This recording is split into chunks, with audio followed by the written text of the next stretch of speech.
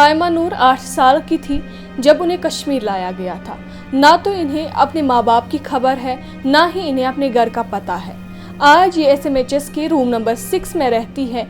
इनसे इनकी कहानी जानते हैं। साइमा जी, आप हमें अपनी लाइफ के बारे में बताइए कि आप कश्मीर कैसे आई। मैं बेंगलोर में 5 साल की थी जब मैं माँ बाप से मिसिंग हो गई। ठीक, फिर मुझे लिया कश्मीरी लोगों ने लिया, उन्होंने अपने पास रखा जब तक थोड़ी बहुत बड़ी हो गई। फिर उन्होंने मुझे कश्मीर भेजा। फिर कश्मीर में उनके पास मैं रही 1-2 साल 3 साल तक रही। फिर उसकी जो बहू थी उसकी फ्रेंड ने बोला कि मुझे ये मेरा बेटा हुआ है तो मुझे केयर टेकर चाहिए अपने बेटे के लिए, तो उसने मुझे उन्हीं को दे दिया। तो फिर मैं उन्हीं के पास थी 19 साल थी बराबर। 2010 में मैं बीमार हो गई, मुझे रोमेटॉइड आर्थराइटिस हो गया, कोशिर पचमना रिहार। तो फिर बाद में उन्होंने बहुत इलाज किया, मैं बोलूँगी उन्होंने नहीं किया, बहुत किया। ऑपरेशन आया, हिप रिप्लेसमेंट की, सब कुछ हुआ। फिर धीरे धीरे मैं मतलब कि बहुत ज़्यादा कमज़ोर होती गई। तो फिर मैं वहाँ से निकली तो फिर मैं SMHS हॉस्पिटल आई। यहाँ पर SMHS हॉस्पिटल में डॉक्टर अब्दुल खालिक रिहार के डॉक्टर थे, वो उन्हीं के अंडर में यहाँ पर थी। उन्होंने बोला कि कोई बात नहीं, मैंने उनको अपनी स्टोरी बताई तो उन्होंने बोला कोई बात नहीं, तो मैं इलाज करता हूँ 500 के रंग बहके न करित के तो बाकी सब मैं करूँगा। तो फिर उन्होंने यहाँ पे एडमिट किया मुझे। यहाँ पे सब डॉक्टरों को जिम्मेदारी दी कि जब तक ये यहाँ पर है इसका आप लोग ख्याल रखोगे, इलाज करोगे। फिर उसके बाद 1 साल के बाद मुझे यहाँ पे जो मेडिकल सुपरिटेंडेंट थे उन्होंने बोला आप यहाँ पे क्या कर रही हो, यहाँ से निकलो, बैठे बैठे आप जूस पी रही हो।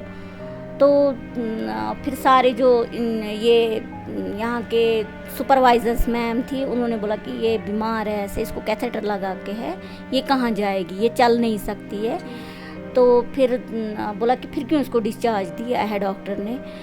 तो बाद में किया काम, मेरी फ्रेंड है तो वो भी NGO में काम करती है, उसने फिर जाकर DC को बताया, यहाँ पे डिप्टी कमिश्नर जो है उनको बताया, तो उन्होंने ऑर्डर लिख के दिया कि मेडिकल सुपरिटेंडेंट पे ये सब कुछ कि वही देखेंगे, अब जब तक इसको कोई और जगह इंतज़ाम हो जाएगा, केयर टेकर वे टेकर सब कुछ मिलेगी, कमरा वमरा मिलेगा, उसके बाद ये जाएगी। ये तब तक ये यहीं पे रहेगी। तब से लेकर अब तक मैं यहीं पर हूँ। 2019 में मैंने पेंटिंग शुरू की। ठीक, अगर हम बात करें हॉस्पिटल अथॉरिटीज़ की, कैसा रवैया है उनका आपके साथ?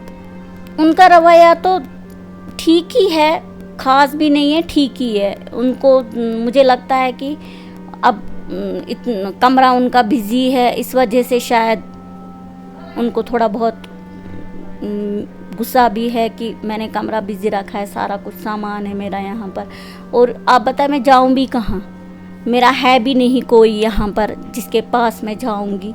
फ्रेंड्स है, कभी कभी उनके घर जाती हूँ, लेकिन सारा सामान लेके तो नहीं जा सकती, जाऊँगी कहाँ। अगर मुझे गवर्नमेंट नहीं हेल्प करेगा तो फिर कौन करेगा, क्योंकि इस वक्त सब बोलते हैं कि मैं तो पैरालाइज्ड हूँ, मैं चल नहीं पाती हूँ, कुछ भी नहीं, एक ही जगह बैठी होती हूँ। अपने रोज़गार के लिए पेंटिंग्स जब मैंने स्टार्ट की, मैंने सिर्फ इसलिए स्टार्ट किया था क्योंकि बिज़ी रहूँगी मैं उसके साथ। मैंने उस वक्त ये दिमाग में नहीं लाया था कि मुझे पैसे कमाने या कुछ भी नहीं, मैंने अपने बिज़ी के लिए किया था। तो फिर मैंने जब स्टार्ट किया, मुझे फ्रेंड्स बोलने लगे तुम पेंटिंग अच्छी बनाती हो, तुम बेचो। यूट्यूब फेस्टिवल में मुझे ये सर्टिफिकेट मिला, वहाँ पे भी मेरा एग्जीबिशन था, शुक्र खुदा का, वहाँ पे भी अच्छा हुआ। अगर हम आपकी स्ट्रगल्स की बात करें, कितना मुश्किल है एक डिसेबल्ड पर्सन का एक ऐसी सोसाइटी में मतलब रहना जहाँ पे डेवलपमेंट नहीं है, इंफ्रास्ट्रक्चर की बहुत कमी है, और आपकी हालात से तो हम बाखबर है कि कितना मुश्किल है सर्वाइव करना यहाँ पे। वो तो बहुत ज़्यादा मुश्किल है, बहुत ज़्यादा। इंसान यहाँ पर कोई नहीं आता है। मुझे फिर रात के 9:30 बजे कैजुअल्टी जाना पड़ा, मेरी इतनी हालत ख़राब हो गई थी। मेरे पास वो चिट्ठी भी है जहाँ पर लिखा हुआ है बीमार मैं हो गई थी।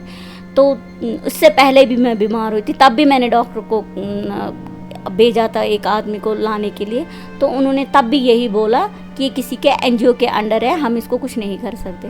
मुझे फिर आए मेरे सामने बताए मैं किस एनजीओ के अंडर में, उन्हीं को कांटेक्ट किया करूँगी। साइमा ने डिस्ट्रिक्ट एडमिनिस्ट्रेशन श्रीनगर से गुजारिश की है कि उसे एक रूम अलॉट किया जाए ताकि वो अपनी ज़िंदगी बेहतर तरीके से गुजार सके। मैं सदफ शबीर फ़हीम के साथ डेली रोशनी।